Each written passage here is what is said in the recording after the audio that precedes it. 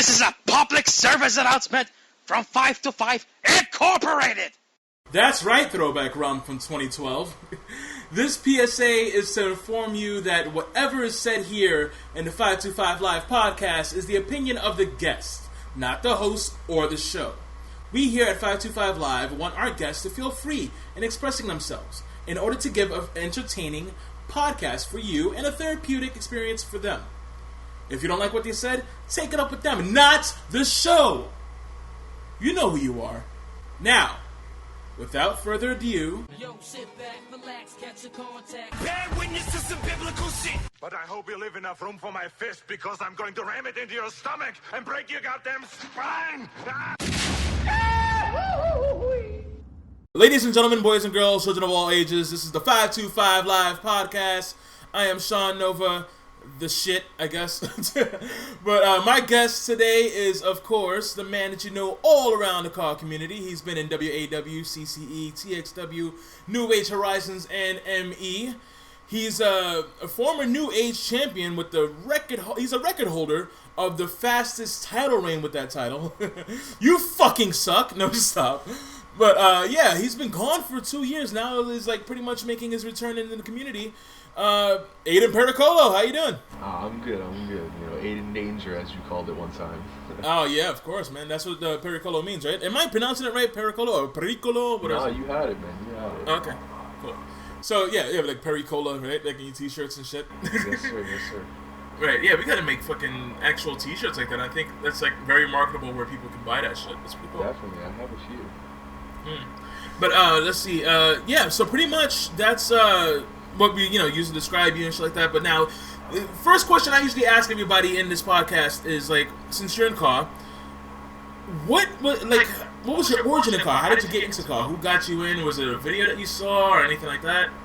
Right. So I used to play a lot of competitive back in. I would say I started at 13.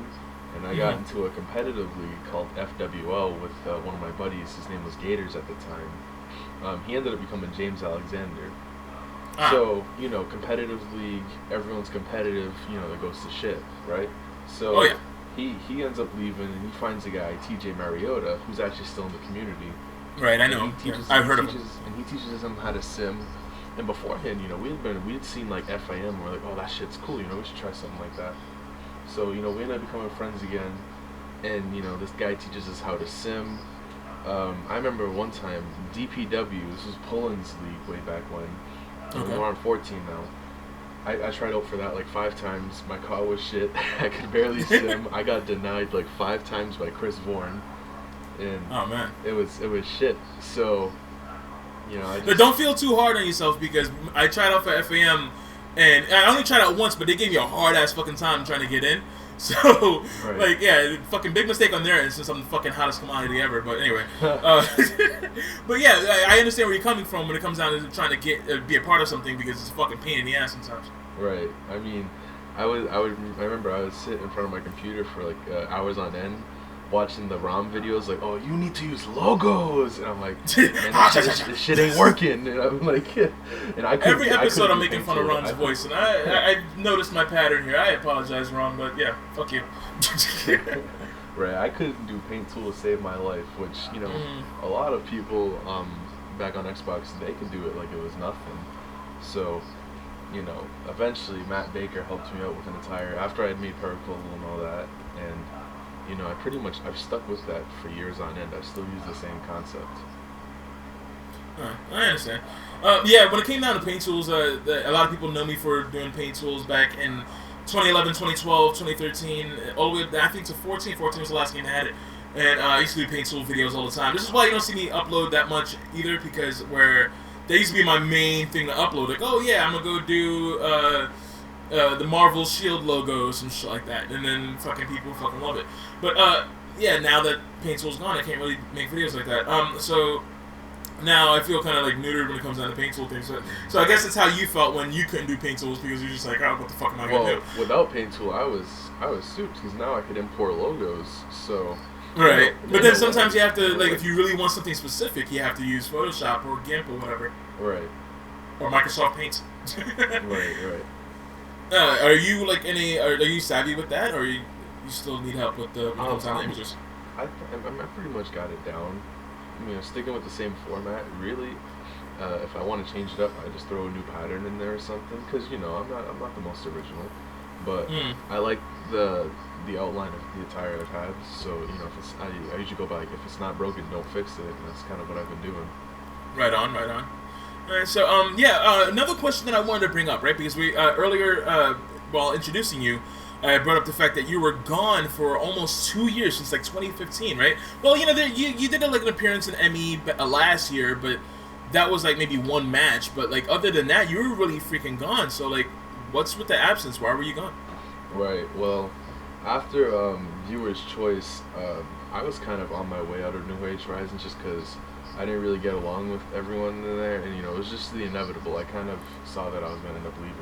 The nature of the community, I understand. Right, and I'd always said like, oh, you know, NH is gonna be my last league, but everyone says that when they get into a good league. So yeah, I left that, and I'm like, you know, and back then I was all for call. Like when I joined, I'm like, yo, I need to do this, and this. Like let me help you.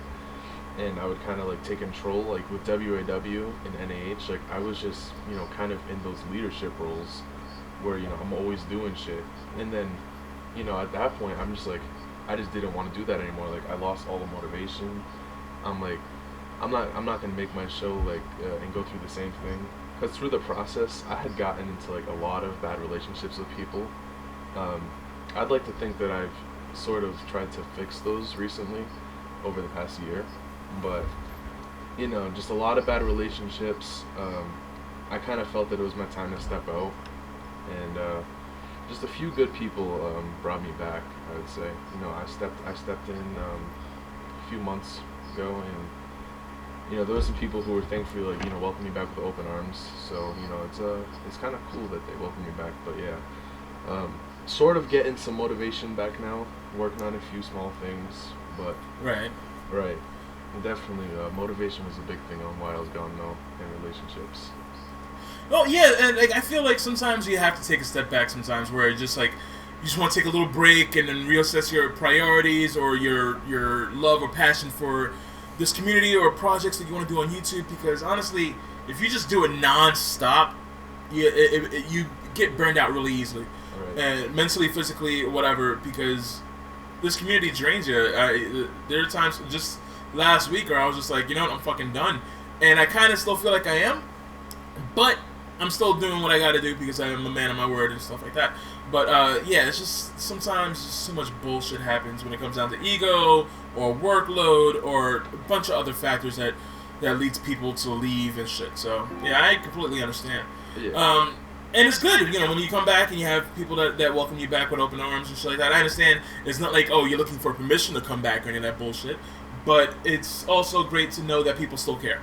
And that's something that's very rare in this community, where it's genuine. Not like, oh, I care because what you can do for me, but I just genuinely care because you're a good person, and I'm a good person. You know what I'm saying? Right. And as far as like the whole egos thing go, I mean, I'm all for admitting that, you know, I was probably the person with the biggest egos. Like, you know, I can look back and admit, like, you know, I was like the antagonizer at some points. And you know, that's just something you have to like learn from. You know, I necessarily learned from it the hard way, but you know, I guess that was just the inevitable.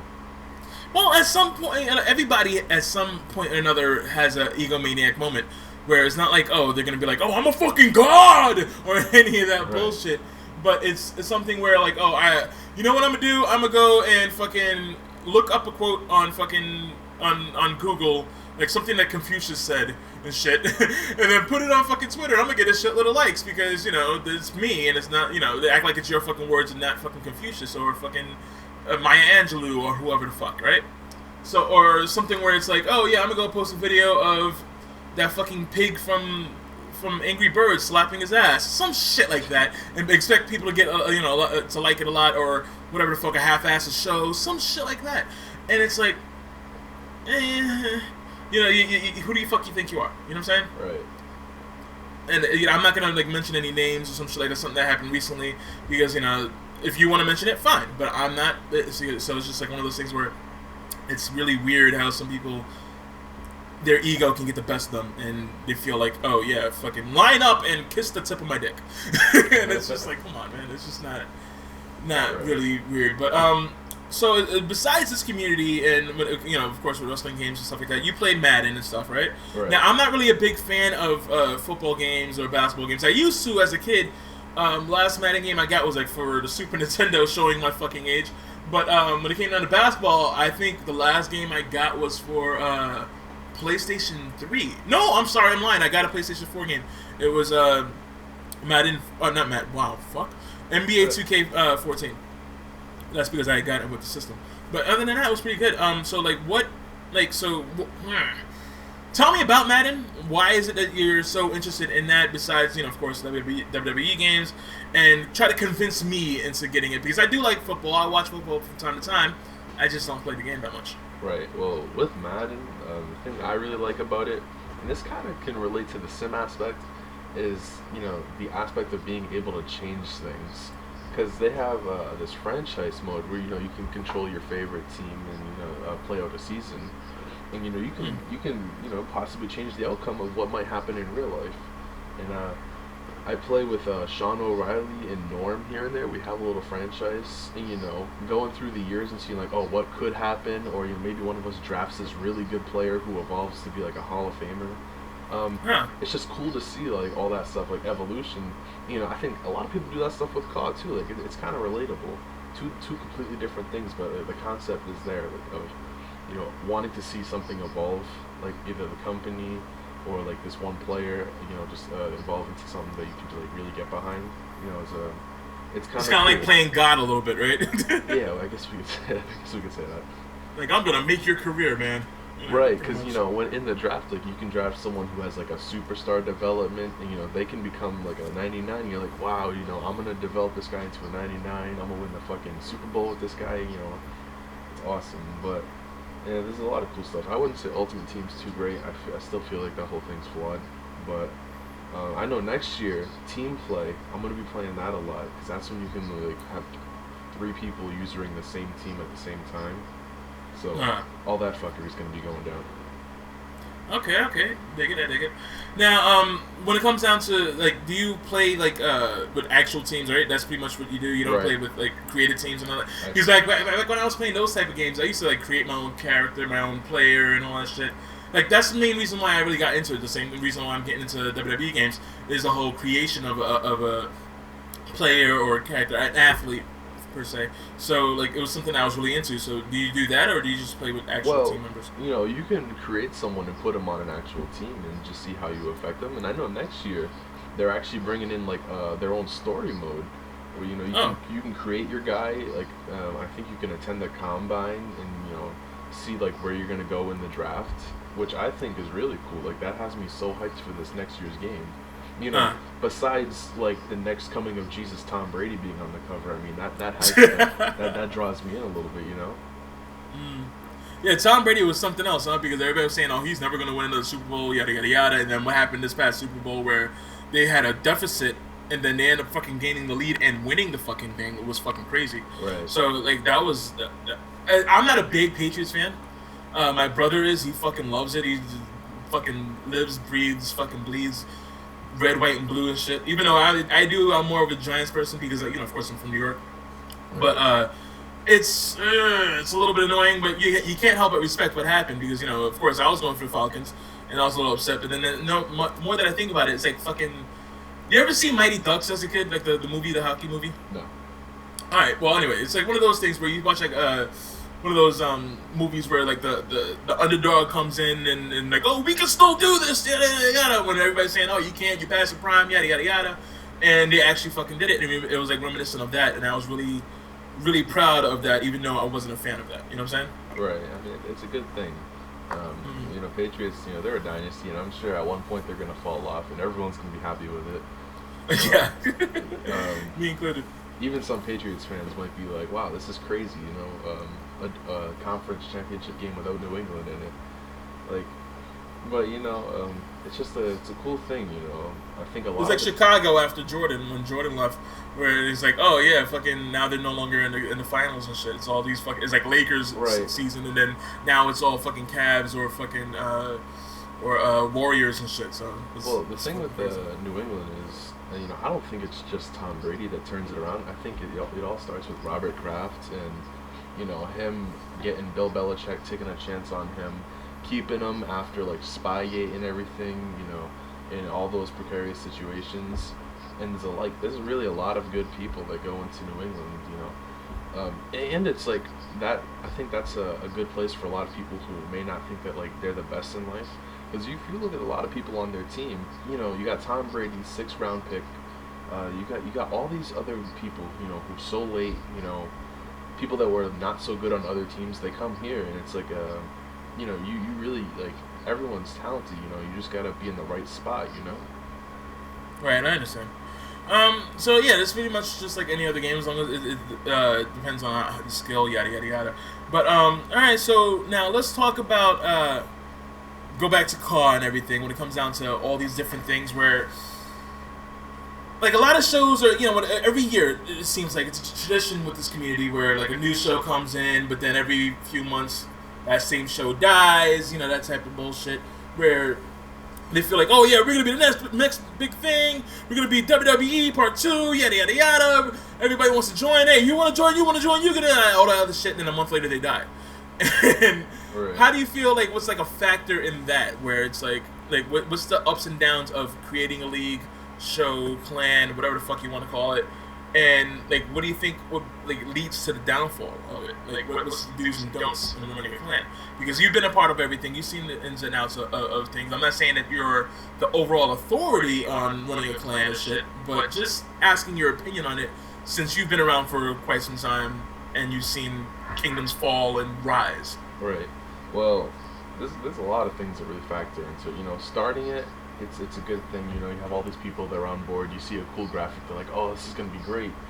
But the thing is, once it comes out, that's kind of like where things are precarious. Because especially if you're the leader, and I can pinpoint BDG on this as a prime example.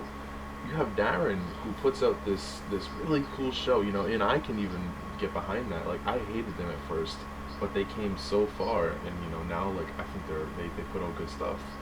But the thing is, and this is like a leadership thing. Once other people see what you can do, they want you. And not to knock on FAM, but once Darren joins in FAM, what happens to BDG? They're still putting out 16 content because he wants to get involved in more stuff. There's nothing wrong with that, but at the same time, BDG's like your baby.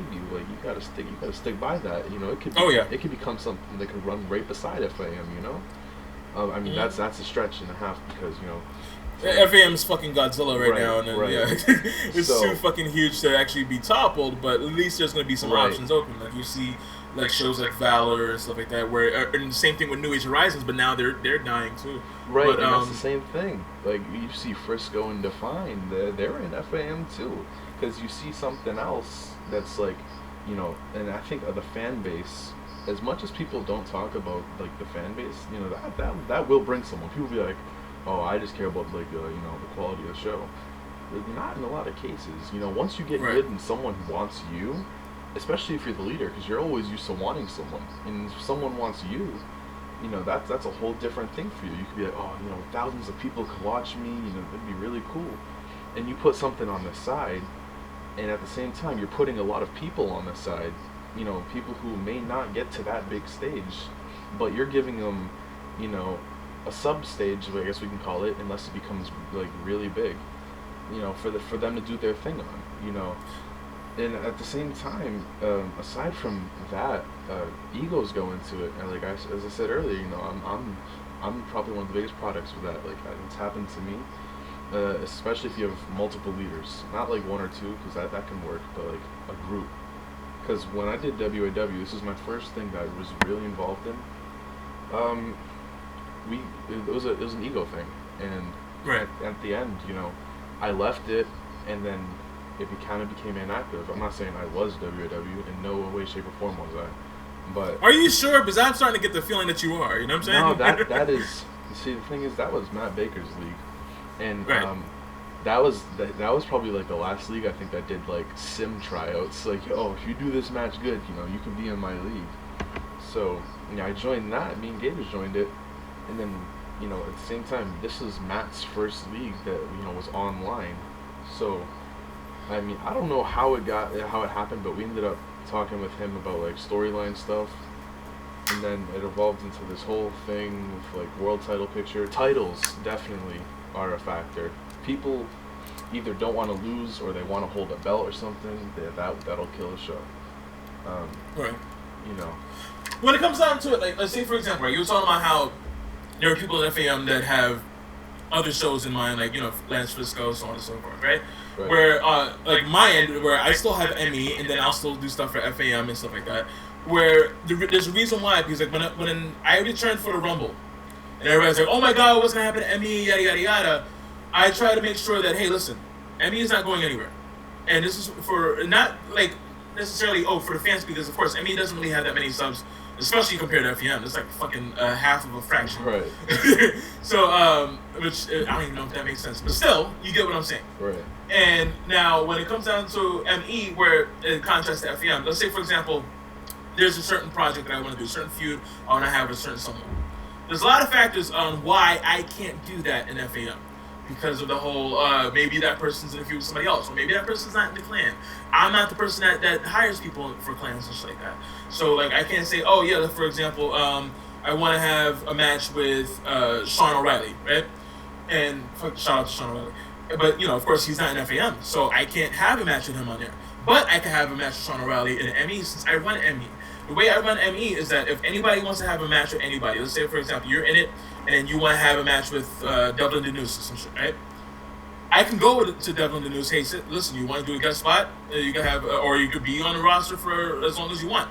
But do you want to have a match with Aiden Pericolo? He says yes, boom, done. No problem. No fidgeting around, or what are we going to do, yada, yada, yada. When it comes down to every single member, if they want to do something and they can do it, guess what? They're going to fucking do it.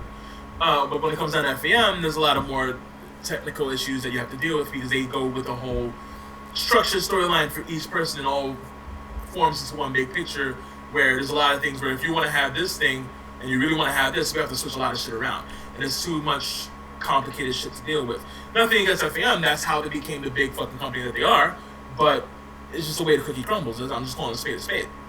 Right. So, yeah, it's a lot of factors. So when it comes down to ME, I want to keep ME because that's my baby. I get to do whatever the fuck I want on that show. If I can't do it on FEM, you goddamn right I'm doing it in ME. Because it makes me fucking expand my creative mind and get all my creative muscles fucking all pumped up and ready, raw, like your own juice. So it's a good thing. When it comes down to New Age Horizons, I don't want to keep bringing it up, but I mean, of course, you know, they're going to have their final show this year. And it kind of sucks because, you know, that's something where it's something that you created, and not you, Aiden, but I mean, like, just speaking in terms where it's like you want to have, you can have, do whatever the fuck you want in it without any questions, so on and so forth. And you gotta let that go. I understand you're burnt out and shit, but at least pause it. You know what I'm saying? Keep it on hold for a little bit. That's what I do at ME. Like, fucking, we haven't had a show since this whole year, but we're working on it. We're getting slowly but surely getting there. It's just that I have a lot of shit I have to do with, like the podcast and FAM, yada, yada, yada. So, and real life stuff, because I do have a life. Despite popular belief, I do have a life. But, yeah, so, like, any other factors besides, like, that or fucking ego, yada, yada, yada? No, I definitely think, like, the topics we hit, you know, those are kind of the main ones. Ego's big, and the whole, like, if you do good and someone else wants you and then you leave, like, you know, you're leaving a bunch of other people on the side. You know, it's just all that's really all the stuff that goes into it. I mean, editing's a thing, but you know, there's a dime a dozen of those. Like, not really, but there's a good amount to where shows shouldn't be like delayed weeks just because of editing. Because you know, I've edited before, and it's really not the hardest thing. And I'm not saying that the quality of stuff I put out is shit. Like, you know, I put time into it, but it's not as hard as some people make it out to be, is what I'm trying to say. I don't think it's difficult. I think it's the level of morale where, say, for example, if I'm going from my experience, right, where I could be very well working on this show, right? I'm like, okay, yeah, this is going to be hot. In my mind, I got all the ideas I want to fucking put out. I actually fleshed them out. They're all fucking doable. Everything's fucking working out great. But then you go see another show, and everybody's talking about that show. And you're like, oh, man, they don't want to see my show. They want to see this show now. Fuck it, I'm gonna go fucking play fucking Skyrim or fucking Injustice or whatever the fuck. And then or just you just don't feel like fucking editing anymore. And you just want to take that fucking break like for a week or two or some shit. It's completely understandable. It all depends on your fucking drive. If you feel like, oh no, fuck this shit, people are gonna see this, yada yada yada, then yes, sure. And then people just flesh out fucking shows like this. It all depends on the fucking person. Right. That's another me, I'm just speaking for myself. Sometimes I get discouraged very fucking easily. Right, and you just pointed on another thing. The success of another show honestly has something to do with it. Like, that'll make someone want to give up because they see everyone else talking about, oh, I want to go here, and then they're just making the rosters look the same, but that shows better quality. So in the end, your show's gonna crumble.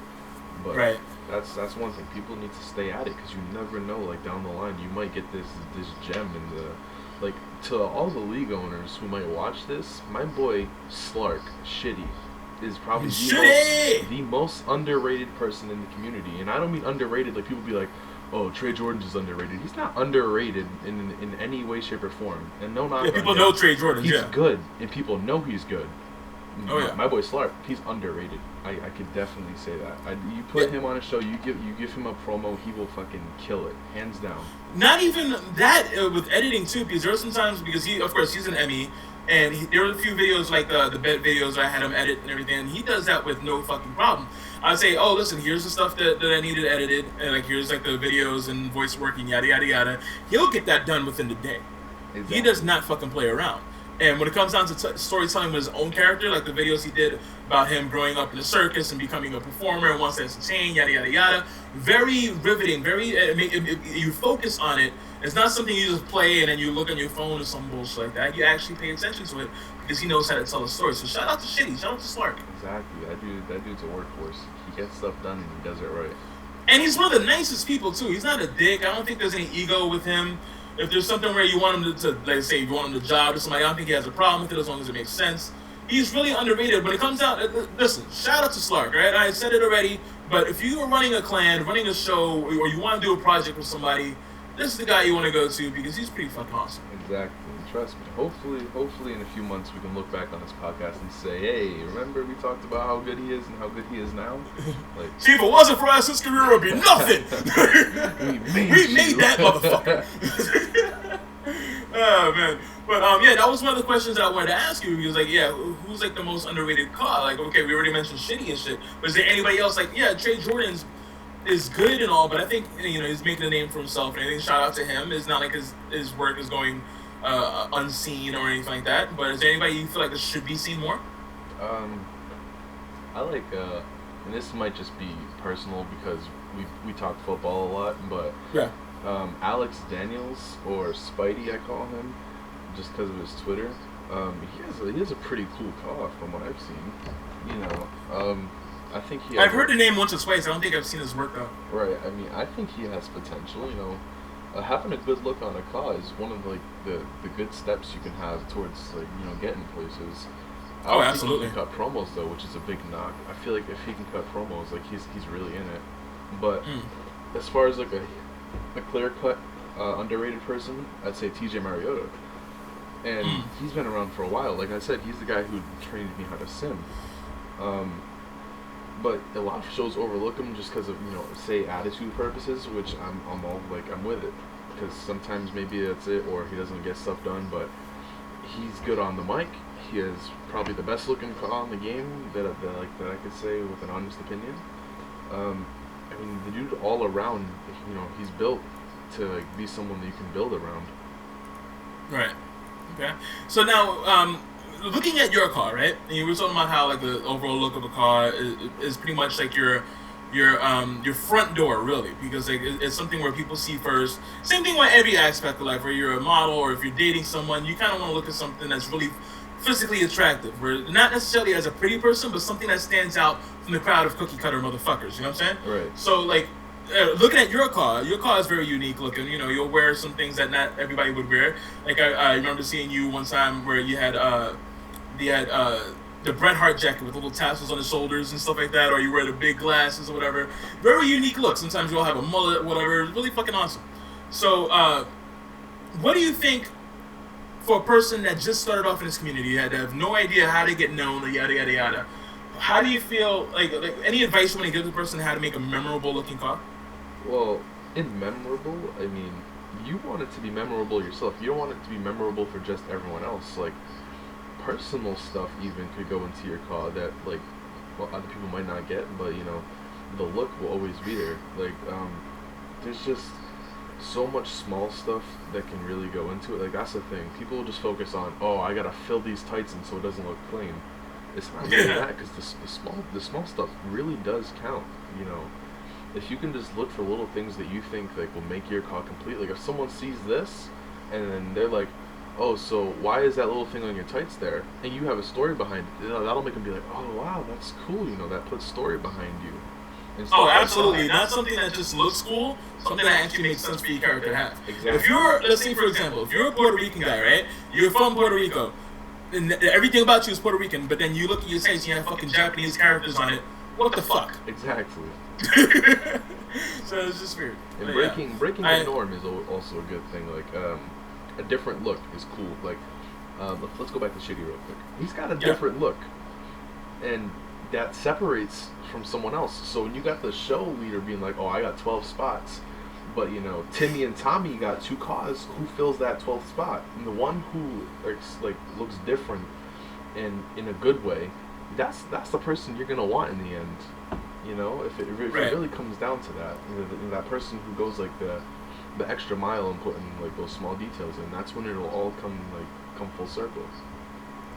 I also feel it's not necessarily to do with your attire. It's also like, where you know, your whether you have tattoos, whatever hairstyle you have, yada yada yada. It has to deal with. I think you look at wrestling, right? You look at professional wrestling. Look at what you see on TV. Look at the Attitude Era, right? When you see like people like Triple H or The Rock with big ass sideburns and shit like that, and you see like Shawn Michaels, so on and so forth. When you see Stone Cold Steve Austin, that's the main reason why I mentioned Attitude Era. Stone Cold had black fucking trunks, no design on it, bald fucking head, goatee, pretty much as plain as you can fucking see. Wrist tape, he didn't have anything like cuffing his hands, no CM Punk kick pads, none of that bullshit. And, of course, you know, it was the 90s, but still. And it was just very plain look on when it comes down to attire wise, but his whole attitude's in his face, the way he fucking carries himself, is the way he talks, the way he, you know, pretty much does everything he does is a character in itself, and it's something that stands out. He didn't need to have any flashy gear with little rhinestones on it, or fucking, again, Japanese characters, not to knock on it, but still, it makes sense. He didn't need all that shit because his character's charisma speaks for itself.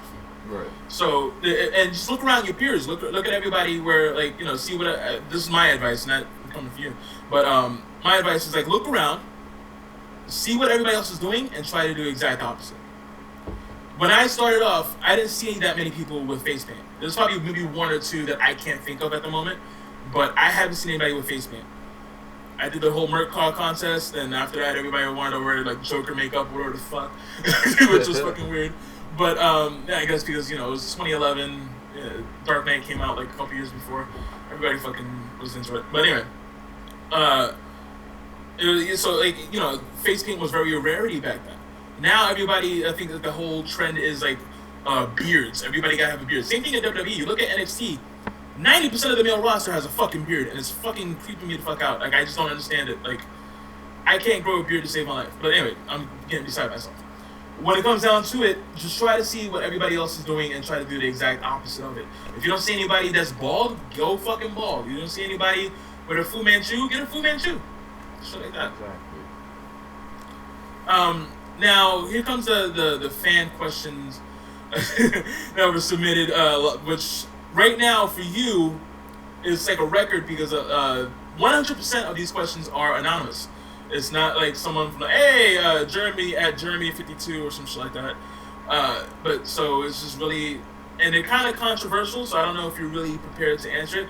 Just understand that this is a no-holds-barred area. If you feel like you can't say it, we're not going to hold it against you, but we're not going to brand you a dick if you're calling somebody out for various reasons. Right. Okay? So, first question is, who's the biggest dick in CAW? Like, who's, like, the biggest ego? Who has the biggest ego that should be taken down a peg? Nothing against them as a person. It just seems like, hey, certain things you're doing, kind of stop. So, biggest ego. Yeah. Man, well... Biggest dick, ego, whatever, you know. There's a number of people.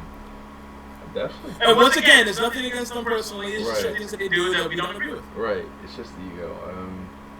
I guess I could go with Nick Ritchie on this one. Ooh. And I say this because I recently got blocked on Twitter, right? From him? Yes, and I'm not saying Beautiful. I did, in no way am I saying I didn't deserve it. I'm just saying it was way too quick. And then before that, Wasn't the tag all over jokes? yeah, so he has this diva called ISIS, and so he tweets out one of those mystery videos like, "Oh, let's solve the mystery about ISIS."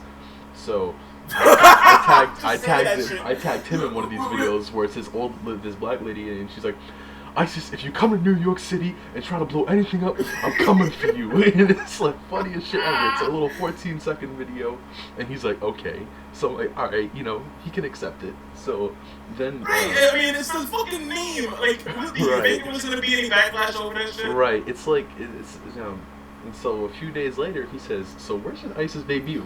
Me being the guy I am, I didn't think before I tweeted it. I said Afghanistan. So,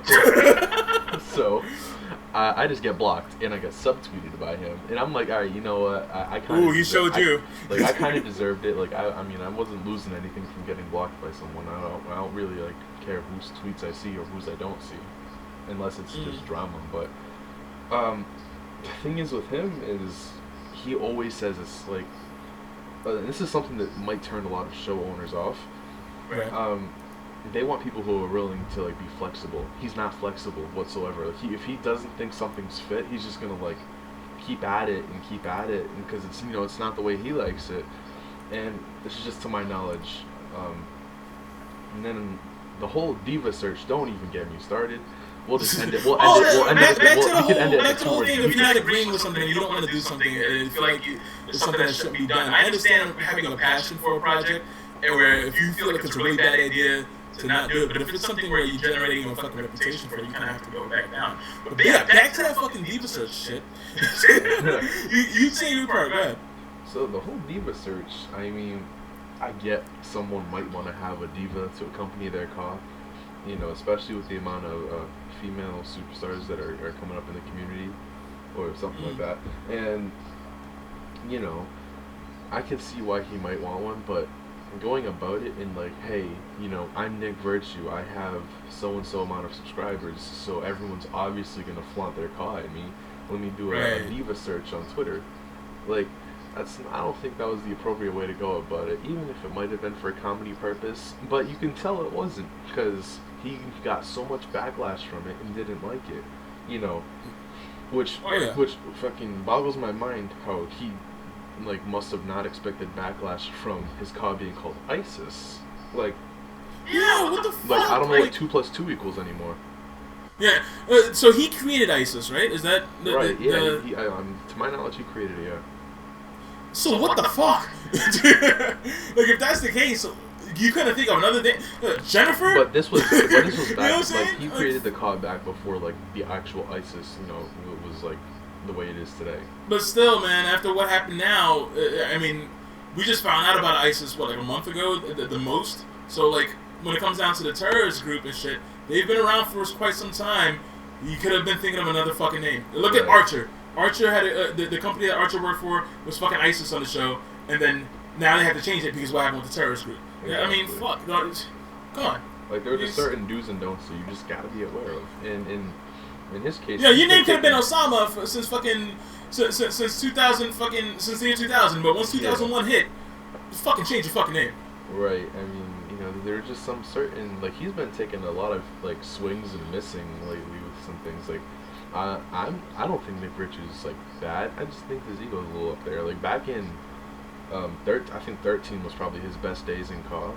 When he used to put out all those meaningful videos and stuff. But now it's just I've seen certain things he's done, and the products that I've seen, the projects that I've seen him work on, I haven't seen anything that's really bad at all. So it's not oh man, he really shouldn't have the ego to go with the workload that he has and shit like that, because his quality of work was really shitty to go with that ego. No, he has really good work ethic, and the product that he puts out is, I won't say flawless, but really fucking good. Right. So yeah, I can understand. But yeah, there's certain things he should stop. Right, and it's not a knock. Like, I'm not trying to take a shot when I say him. It's just, it's my opinion. And he could prove my opinion right by maybe hopping in the comment section and being like, "Oh, don't say I got a big ego because this and this." You know, Listen, bitch. Little things like that. Just like, and it's also, just my just opinion. we can clear the air here. I have an ego sometimes too, so it's not like I'm gonna put the. I live in a glass house. I'm not gonna throw stones. So it's not like it's one of those things where, oh yeah, I'm fucking flawless. Fuck you, Nick Virtue. No, it's not that, because we all been there. You've had your moments too, as you already mentioned earlier. So Right. it's not like we're just, without sin and casting the first stone. Exactly. It's just an opinion. Right. So now, who do you feel like? Now, this is the next question, right? Who do you feel? Oh wait, is anybody else that you feel like that is a big dick or fucking needs to be taken down a peg when it comes down to ego? Ego, I don't, like, there are egos, but I can't really pinpoint a certain one. That's a dick. I would definitely say Alexander Nix. Okay. Because here's the thing, so we had this GTA thing last year, like this big group that played GTA. We post photos on Twitter, and Megan's in the group, and apparently, like, this dude, fucking magnet to the fridge with her, like, he's like bodyguard, fucking the tiny to the Tony. You know what I'm saying? Like, someone says something that he doesn't like. Whoa! You're saying tiny,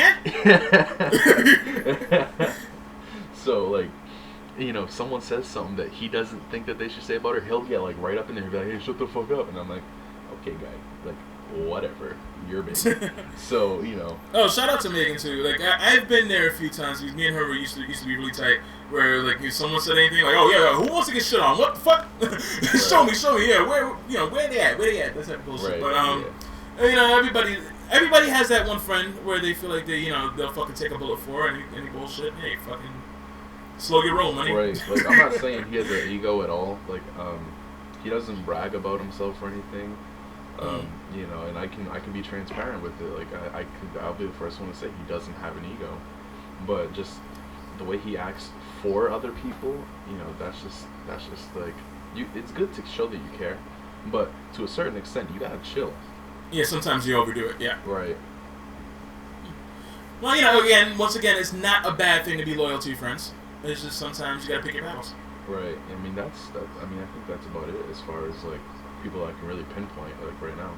All right. Now, here's the next question. Right?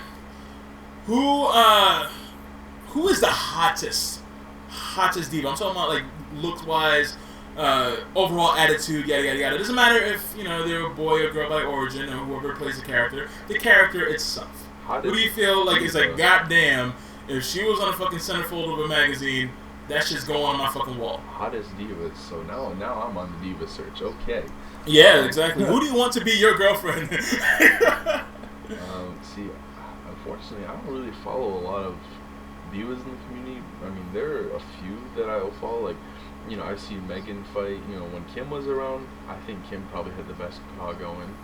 Oh yeah. If we're talking right now, shit, that's kind of hard to pinpoint. I mean, Katya has a good caw. So I could go with her, but if we're talking about, like, right now, yeah, I mean, Megan's got a cool caw, but I don't really. Did you just knock on wood for saying that? I might have. Like, thank God. I mean, I guess I'll go with Katya. I mean, okay. Why not? It's like there was like 3 or 4 names I could think of in general. So, right. A lot of people knock divas because the majority of divas they're not necessarily wearing ring gear, they're wearing lingerie or fucking some shit, or you see in a fucking fashion runway or whatever the fuck. I used to be critical about that, where it's just like, okay, why the fuck are you wearing that? It's only like a string holding your nipple together and shit. And it's like, I don't understand it. But then someone had tweeted out, which made me like really understand, was that a lot of these divas grew up around the times of like Tori Wilson and Stacey Keebler's and Christy Hemmings, where they were like scantily clad, and they did the bikini contests and did the Playboy spreads and all sorts of stuff. So like, yeah, of course, it's something where you want to, rekindle your childhood and you see that type of stuff. So, right. Yeah, I understand it now, but before I used to be really critical about it. I'm like, oh, what the fuck? Right. Like, how are you going to wrestle in that and not have your titty pop out or a vagina lip or whatever the fuck, Yeah, I mean, but if we're going like all time though, I think like when Kim was around, just the creativity that goes into it and like the whole picture, you know, I think Kim was definitely killing it when she was around. Oh yeah, Kim was awesome. But all right, so yeah. Now when it comes down to here's the thing. What is your opinion on wolves? On wolves? Yes, wolves. I don't know who asked that question, but you know, I know where it's coming from. I just don't want to fucking acknowledge it, but of course I have to ask the question since it's already submitted. I do my fans some justice. Yeah, there you so, go, yeah. Wolves. Any sense of the word, it doesn't have to mean anything. I mean, wolves the animal, how do you feel about the animals? Like, wolves are cool, man. They travel. Do you like dogs? Yeah. Dogs are cool. Shout out to wolves. Shout out to wolves. shout out to the wolf pack. You know, WCW, NWO wolf pack. Yeah. Kevin Nash, what's up? See, I did not anticipate a question about wolves. Red and black attack, you know. That's pretty much it. Don't turn you back in Wolfpack. You might wind up in a body bag. Alright, so last question. Any future match hopes? Like anybody in anywhere, like anywhere in the community, past, present. I'm not gonna say future because how the fuck you know. But anybody that you might think you might have a good feud or match with. Preferably feud, but if you want to go with match, you can say match. A good feud? I don't know. Now, when it came down to you and me, when it came down, we're in ME, there was a thing where we did a YouTube Championship tournament, and we faced each other, and it ended in shenanigans, so, like, yeah, we technically had a match. Not to say that, oh, I'm going to be on the top of your fucking list. You know, the ego I have, shoot it down, bang! But then, it's a thing where we had it, but it was kind of unresolved. But, you know, it's whatever. So just want to put that out there for people that don't know and expecting to hear my fucking name. Right. I mean, we could definitely do one. I mean, because the thing is, like, mic work definitely carries a feud, no matter who it's between. I could definitely see it between you and me because, you know, your character is kind of like I don't know how to put the nail on the head, kind of like a what's right character, you know, and my guy's like, you know, coming out to the ring with like these fucking girls and shit, you know, being a clown, you know, and I could totally see you like shooting it down, but then there's that side of Pericolo that's like, you know, fuck off, man, just let me do me. And stop being a fucking cock blocker, bro. Right. I mean, there's that's a possibility. Just I think mic work would definitely carry that. That's Sebastian Case would be a really good one. Because he's the one that took me out at New Age Horizons. Sebastian Case is one of those people that I would like to have a match with sometimes. But let's say, for example, when it comes down to my playing style, I'm not necessarily sim. I'm not necessarily, I'm just going to button mash everything I fucking can, right, you know, and see what the fuck happens. It's more of like, yeah, I have a couple of spots in mind and shit like that. So I don't know, maybe our play style's a little bit different. But seeing his character, I feel like we can have a good feud with. Because, you know, the whole shit. I mean, Joey Turner is also someone I can do another one, yeah. We fought on 14 and he won. Then we fought on 15 and I won. And this was like, you know, now I'm the number one contender for a world title. And then after that, you know, it's 1-1. You know, we're just waiting on Joey to fight. You know, Joey's been going places, so, you know, it's kind of like, you know, we both been fighting since day one, and now here we are, like, at the top. Like, you know, who's gonna win it, you know, when all's said and done. Right. There's a lot of people, though. I mean, there are guys like El Miato would be a unique one, just because, you know, he's kind of like the mystery. You don't really know what to expect from him. Brian Amir, I think anyone could feud with Brian Amir and it would be great. Darren would probably be like, if I had to pick one, it would probably be Darren. Because he's got the flashy style, I got the flashy style, you know, but at the same time he's like the Leo, he's got like this dark type thing at the same time. You know, it's kind of like two different worlds clashing. Right.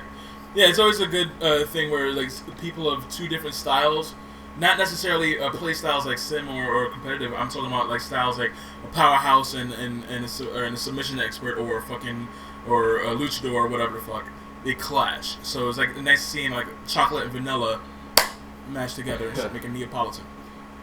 Right. I mean, it's the whole thing, like with Pericolo, I feel like that could really just it's just fighting the odds. I mean, you saw it in New Age Horizons, and you know, I thought it was cool, but then again, you know, it's my call. I'm supposed to think it's cool. So, Right. you know, going against the odds, you know, trying to be that person that just keeps pushing on at the end. But the only thing that sucks is everyone does that. You know, which at the end of the day, that's kind of like That's another thing when it comes down to like making your own mark in the community. You're just starting off and you don't know what to do. Not only with looks, see what everybody else is doing and do the exact opposite.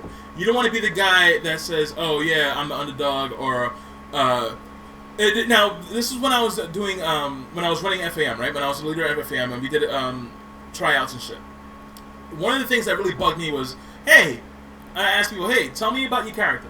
And then it would be like, oh yeah, I'm more like a Randy Orton, Dolph Ziggler type, where I'm the cocky guy, but I back it up with my skills, yada yada yada. I've heard that shit so many fucking times. The fact that you were just saying how like you feel like you're the underdog, but now everybody's doing it, so it's like, what the fuck? It just brought me back to that shit because it's like, come on, man, like look what everybody else is doing, do the exact opposite. Exactly. You know, it's a lot of stuff. So, finally, is anything you want to shout out? Any future shows that you might, whether you're in it or you might want to watch it or stuff like that? Any people that you want to shout out? Any projects? Anything like that? Feel free to do so now.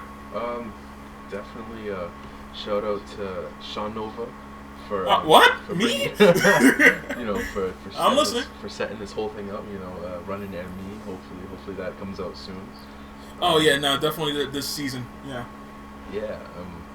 As far as cost stuff, definitely I could say that, well, my better days are ahead of me. I can just leave it at that. Yeah, nowhere to go but up. Right. That's what no 40-second title rings is what it was on. I hope not. Fucking shit. Right.